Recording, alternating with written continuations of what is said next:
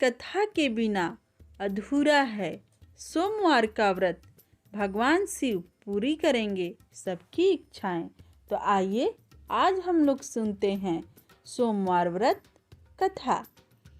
एक बार किसी नगर में एक साहूकार था। उसके घर में धन की कोई कमी नहीं थी, लेकिन कोई संतान न होने के कारण वह बहुत दुखी था। संतान प्राप्ति के लिए वह हर सोमवार को व्रत रखता था और पूरी श्रद्धा के साथ शिव मंदिर जाकर भगवान शिव और माता पार्वती की पूजा करता था। उसकी भक्ति देखकर एक दिन माँ पार्वती प्रसन्न होकर भगवान शिव से साहूकार की मनोकामना पूर्ण करने का निवेदन किया। पार्वती जी के आग्रह पर भगवान शिव ने कहा कि हे पार्वती, इस संसार में हर प्राणी को उसके कर्मों का फल मिलता है और जिसके भाग्य में जो हो उसे भोगना ही पड़ता है। लेकिन पार्वती जी ने साहूकार की भक्ति देखकर उसकी मनोकामना पूर्ण करने की इच्छा व्यक्त की। माता पार्वती के आग्रह पर शिव जी ने साहूकार को पुत्र प्राप्ति का वरदान तो दे दिया, लेकिन उन्होंने बताया कि यह बालक 12 वर्ष तक ही जीवित रहेगा। माता पार्वती और भगवान शिव की बातचीत को साहूकार सुन रहा था, इसलिए उसे न तो इस बात की खुशी थी और न ही दुख। वह पहले की भांति शिव जी की पूजा करता रहा। कुछ समय के बाद साहूकार की पत्नी ने एक पुत्र को जन्म दिया। जब वह बालक 11 वर्ष का हुआ तो उसे पढ़ने के लिए काशी भेज दिया गया। साहूकार ने पुत्र के मामा को बुलाकर उसे बहुत सारा धन देते हुए कहा कि तुम इस बालक को काशी विद्या प्राप्त के लिए ले जाओ। तुम लोग रास्ते में यज्ञ कराते जाना और ब्राह्मणों को भोजन दक्षिणा देते हुए जाना।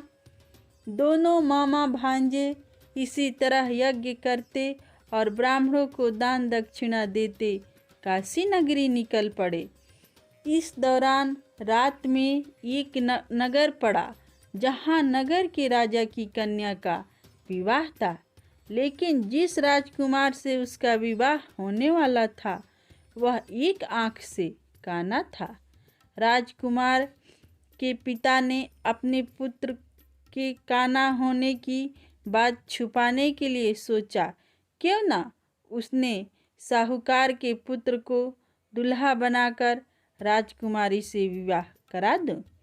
विवाह के बाद इसको धन देकर विदा कर दूंगा और राजकुमारी को अपने नगर ले जाऊंगा।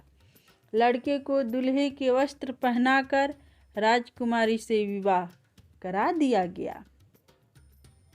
साहूकार का पुत्र ईमानदार था, उसे यह बात सही नहीं लगी, इसीलिए उसने अवसर पाकर राजकुमारी के दुपट्टे पर लिखा कि तुम्हारा विवाह तो मेरे साथ हुआ है, लेकिन जिस राजकुमार के संग तुम्हें भेजा जाएगा वह एक आंख से काना है।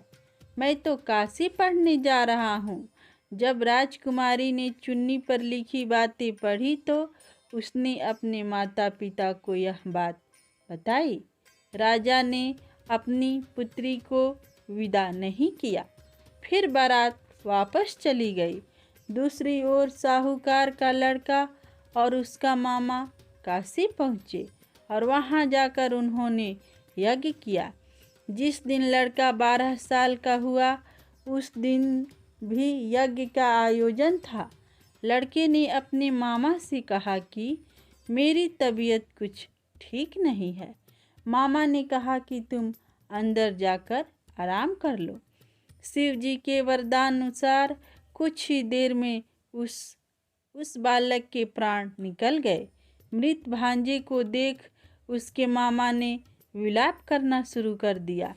संयोगवश उसी समय शिव जी और माता पार्वती उधर से जा रहे थे। पार्वती माता ने भोलेनाथ से कहा, स्वामी, मुझे इसके रोने की स्वर सहन नहीं हो रहा है। आप इस व्यक्ति के कष्ट को अवश्य दूर करें।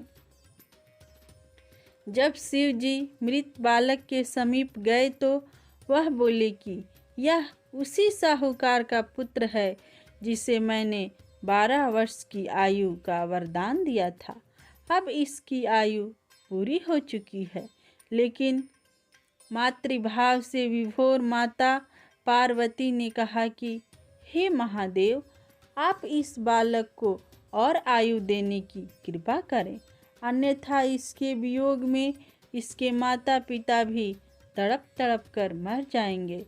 माता पार्वती के पुनः आग्रह पर भगवान शिव ने उस लड़के को जीवित होने का वरदान दिया।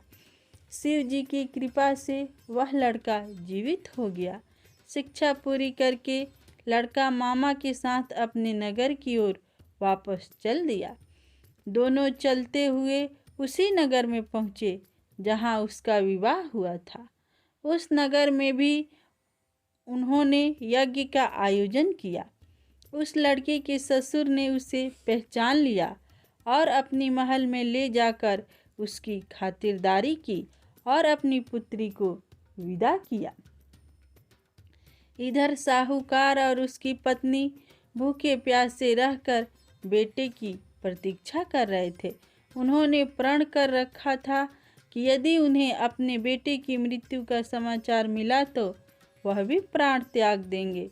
परंतु अपने बेटे को जीवित होने का समाचार पाकर वह बेहद प्रसन्न हुए।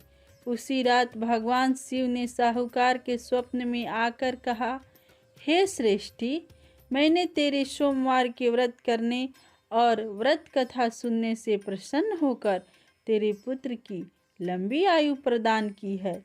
इसी प्रकार जो कोई सोमवार व्रत करता है या अथवा कथा सुनता और पढ़ता है, उसके सभी दुख दूर होते हैं और सभी की मनोकामनाएं पूर्ण होती है।